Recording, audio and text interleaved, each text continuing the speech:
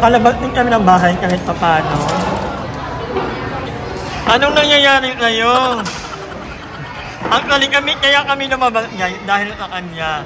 Masama ang pakiramdam niya. Tingnan another pizza. Siyempre kakain pa rin yan kahit na masama ang pakiramdam. Mabait ka ngayon pag ano, pag hindi nagsasalita. So, a normal day, walang matitirang pizza. Kaya lang ngayon, hindi kaya ni Don. Kaya masama ang pakiramdam niya guys. Pray for him.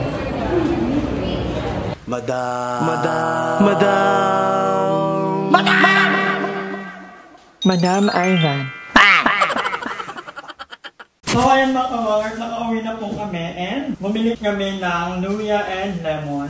Kapag makakita na lamunan ko, ito talagang ginagamit ko. Papapuluan lang natin. Hindi rin kasi mahiling sa mga gamot-gamot, kaya ito na lang muna ang remedy. Pero kapag hindi na kaya, kailangan nyo ng antibiotics. Ang nangyari kasi kagabi, kumain ka ng tinapay, pinalamanan niya ng peanut butter, at yung peanut butter, nilagyan niya pa ng condensed. Tami. Hold up, I am on my way, I'm in motion. Let's go to the ocean.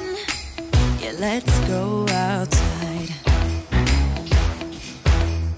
We can hang out on the beach without freezing. The more na maraming niya, the more na mag-better.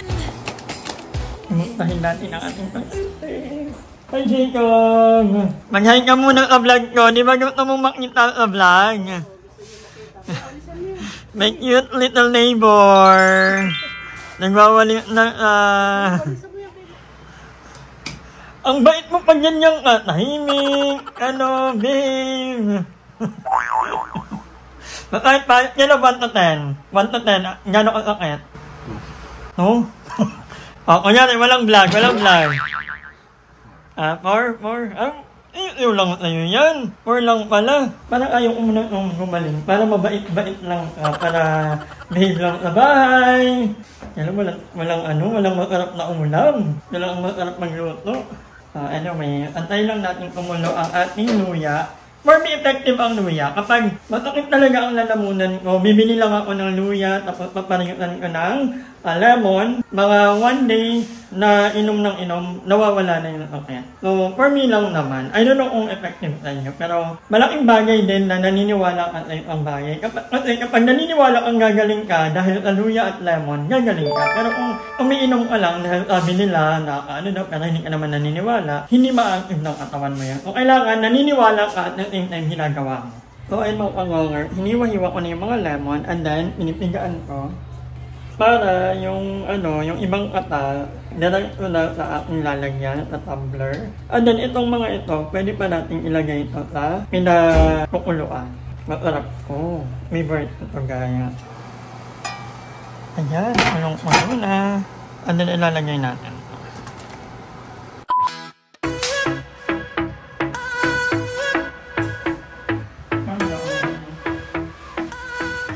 Actually, meron ako dito ang paminutan. Ito yung ginagamit ni Limuel. Ako din, minsan. Kapag masakit talaga yung lalamunan ko. So, buti na nalala ko may ganito pa ako. Hanggang pa naman ka, 2027. So, hindi pa masyadong nagagamit. Limuel ang gumagamit ito. Pag sobra, kasi Limuel, madaling pa ang lalamunan niya. Ako rin naman, nagkakaroon ako ng temporary relief kapag gumagamit ako nito. So, ito kasi hindi talaga ito hindi naniniwala. Pero hanggang maaari, ayaw niyang uminom ng gamot. Kaya maganda rin naman kasi nalalabanan ng katawan natin yung kailangan talaga doon na. Feeling ko, minamodo lang ako ng isang parang pinag-itripan niya lang ako gaya. Tingnan niyo naman yan. Bumima. A few moments later. Tapos na po ang ating lemon. Ito na, sir! Ngayon ay magtasain na at magluluto na ng ulamin. So magmumunggo ako ngayon. Para may sabaw, para hindi masyadong maano sa lalamunan. Konti na lang ng bigas.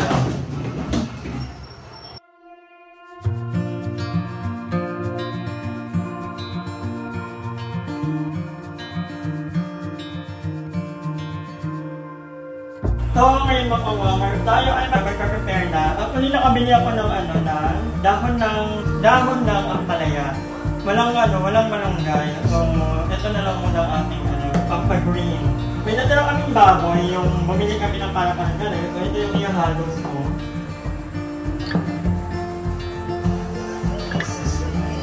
Kaya pala, hinirap ko itong hinirap ko itong kutilyo mo dahil napakatalim ng mga kutilyo namin sa bahay. Nagayahan natin yung talim. Pag nagluluto ka, habang nagluluto, hinumugatan niya lahat ng mga ginagamit. Para mamaya, wala na kong gagawin.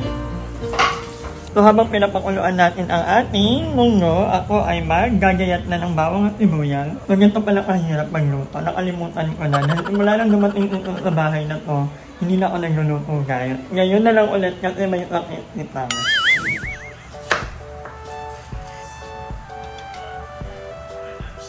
Ang napakadali lang nito. So, magaling ka na.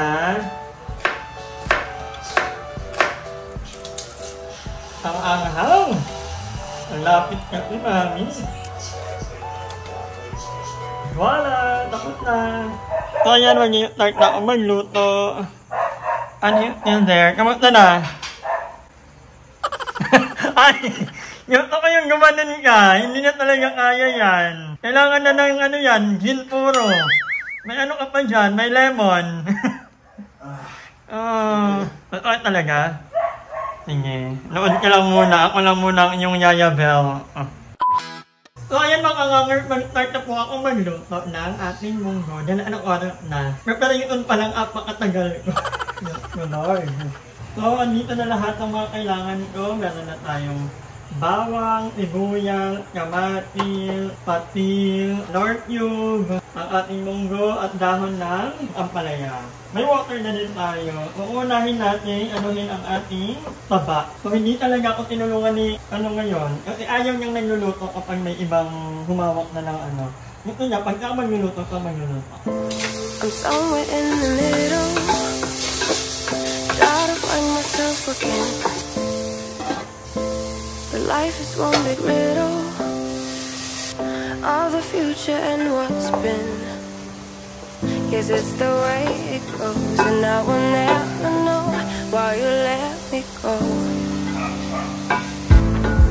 Look to the left, look to the right, nothing can stop me in the night, like I am leaving all the bad stuff and trying to remain so strong. I know it's good if I'm around. Dapat ang iniinom mo yung yung ginawa ko para na yung lalamunan mo. Wait on. Very good. Hello, naman. Ayan, medyo luto na. Nailagay ko na rin pala yung kanina, yung ikaron, mga kanganger. At ilalagay na natin ang dahon ng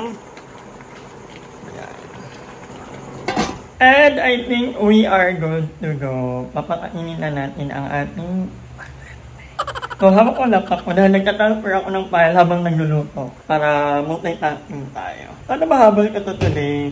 And pero mula nung nag-upload ako nung magkabalik ko galing ng late, wala pa akong palya. So, may habol ko today. 8:20 na. May kabagalan akong mag-edit, pero itatry natin, ihahabol natin kung kayang-kaya pa. So, yeah, kakain muna kami ni Ron. Ayan na ang finished product. So, bibigyan natin ila tita. Hindi ko lang alam kung kumain ng ila kasi late kaming kumain ngayon. So, itutuloy ko na yung lalagyan. So, ila nga confirmed. Medyo may lagnat na very very light. So, ayan nilalagnat na ito. Kailangan ko itong painumin ng Biogel para mawala ang kanyang lagnat. Hopefully. At taas ng niya? Lagnat? Update, mapanganger, kasama pa na yung pakiramdam niya. Pero, uminom na po ka ng Biogel. How are ya? Wala pa din, hindi pa rin. Pero, pag hindi pa rin ka gumaling bukas ng gabi or tanghali, wala itong magagawa. Pag gabi, hindi ka pa rin okay, mag-antibiotic ka na. 7 days. 7 days na nga. Gumaling. Kasi ayaw nyo ng antibiotic. Good. Kasi pag kaya namang labanan ng katawan natin, yung mga bacteria, okay yun. Pero pag hindi na, yun talaga, kailangan natin uminom. tomorrow. Kaya ka na la? 68. Ilang ka nakaraan? Hapon, 70. Mamayat ka nga agad. At umagin kahapon ba naman yung kain ka lang? So, quick update, naligo na pero mag-akit pa rin ang lalamunan niya. Ayaw niya pa rin maggamot. Sabi ko mag-antibiotic na 7 days lang naman, pero parang kaya niya pa naman. Kasi hindi ko namang katawan yan. Ramdam niya naman yung ano. Pero nakatulog naman kahit papaano. Gawa ng umiinom pa rin nito aking ginawang lemon with luya. Nagkakamiluan pa rin pero unfortunately, hindi tumatalab sa kanya yung kamiluan. Sa akin, meron namang temporary relief.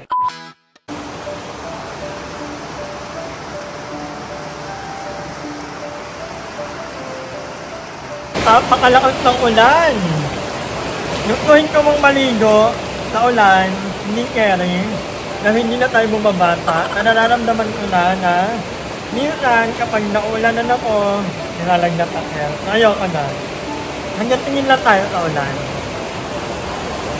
So ayun mga ngonger, dahil sobrang lakas na ko lang, magkakara ako ng mga pinto. Magkukulong muna kami nito sa kwarto. Magmumumi marathon kami. So yeah. So pinatay ko yung ilaw. Ayun yung ano ha. Bye!